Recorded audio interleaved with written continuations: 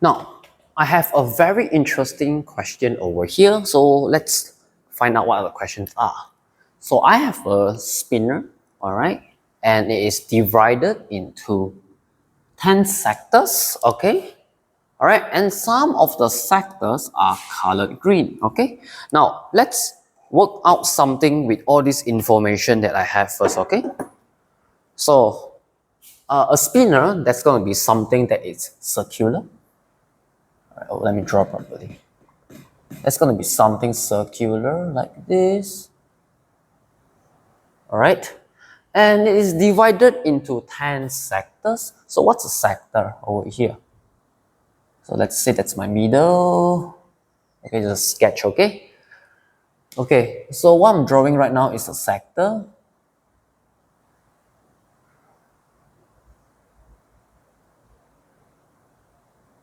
All right, now I have 10 sectors over here.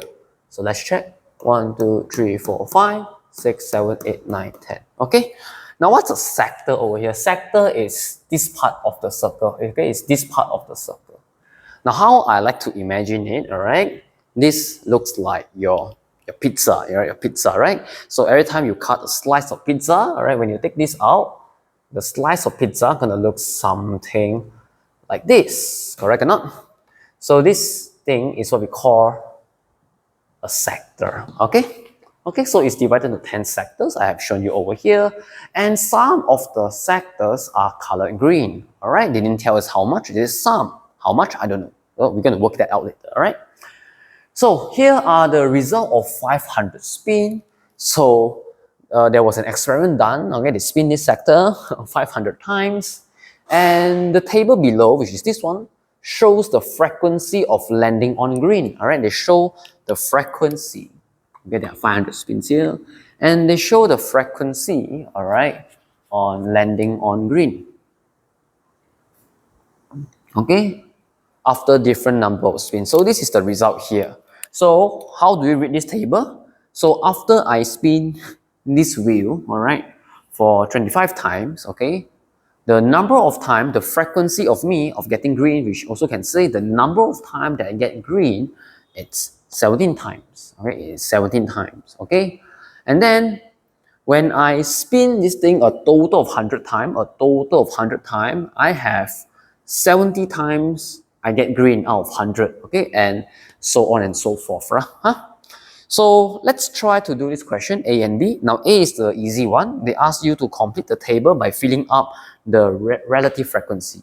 Okay, again, relative frequency over here basically means the probability of an experiment.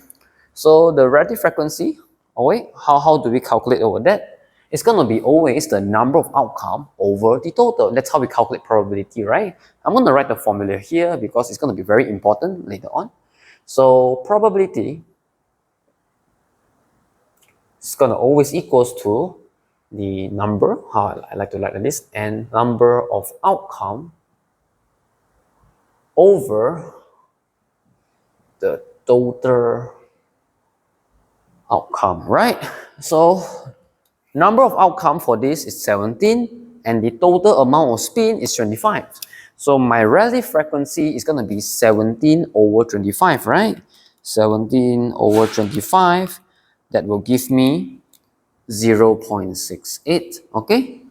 So this one, the relative frequency, number of outcome is going to be 70 over the total outcome, the total amount of spin I did, it's going to be 100 over here. So 70 divided by 100, I get 0.7, okay? Next one, 157 divided by 200, that's going to give me 0.785. And finally, 391 over 500, that's going to give me 0.782. Okay, so that is my probability, okay, over here. Now, of course, if we look at this table over here, all right, as we repeat the experiment more and more and more, we get closer to the real probability of getting green, all right? So that's why we are doing all this experiment more to get the real probability over here. Now the last one over here, this question, they ask you to estimate the number of sector that are green. They ask you to estimate, over here they only tell you there are some sectors that are green in color, but now they want you to find how much is it, how many sectors over here that are actually green in color. So how do we calculate that? Now, to do this, we are going to use the probability formula over here, because in probability, this is the only formula that we learn for now. Okay, so we're going to use this information. Now, when we want to play with formulas, right, you need to be very comfortable in going to left and right. Now, what do I mean over here? Like over here, relative frequency, I would say that everyone, you might be very familiar of going in this direction. All right.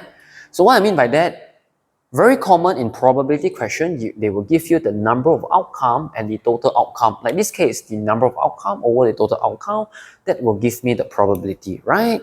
Okay, you are very comfortable in this way over here. But what if I didn't ask for that? I want you to use the formula to find something else over here. So this is where we will use the formula to help us to identify what is the information we need. So they ask us to estimate the number of sector, So if I were to label here A, B, and C, okay, 1, 2, and 3, which of the following A, B, and C is referring to this number of sector that are green? Okay, so if you look, it's gonna be B, right? The number of outcome, how many greens are there? Okay, this will tell me the number, correct? But for me to find this information, I need two more information for me to find this. I need the total outcome and the probability over here. So what's my total outcome? We already know from this sector, all right, they are 10, all right, they are 10 sectors. So we know the total over here, that's going to be 10. So I'm going to rewrite this in equation form. We are interested to find the number of green sector. That is what we're interested to find, over the total, which we know there are 10 of them, correct? And what other information do we need? We need the probability over here, all right? But again, probability has, again, same as relative frequency. So which of the following probability should we use? This one, this one, this one, or this one? So by right, we should use this one over here. Okay, why is that? Because like I have mentioned earlier, all right, as we conduct the experiment more and more, we repeat the experiment more and more, we will get a more accurate result, right? It's the same thing where I did in the previous video about me shooting the paper ball, all right? The first time I throw, all right, I miss, okay? So that doesn't mean that, oh, I will have 100% chance of missing. So I need to conduct more experiment, more times I throw to find out what is my true accuracy, okay? So over here, we will be using this probability because this probably will represent the probability of me getting green, the most accurate one. So I'm going to use this probability over here. It's going to be 0.782. All right. So I have now all the information now. So I'm going to complete this right now. So what I'm going to do is I'm going to use algebra to solve this. 10, I'm going to move over here. All right. So I'm going to have 0.782 multiplied by 10. Okay. So 10, I move on top. So multiply 0.782. That will be my number of green sector. So complete your simple calculation.